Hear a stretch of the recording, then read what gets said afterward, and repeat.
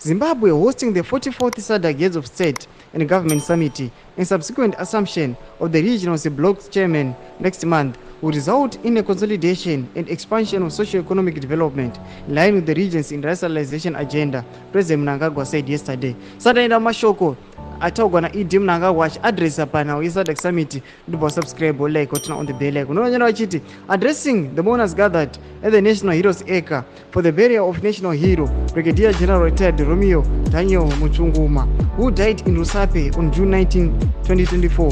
President Mnangagwa said Zimbabwe rejects the hegemonic tendencies and intrusive mechanizations of some Western countries that are bent on undermining Africa's sovereignty. Next month, our nation will be hosting the SADC summit, where Zimbabwe assumed the chairmanship of SADC.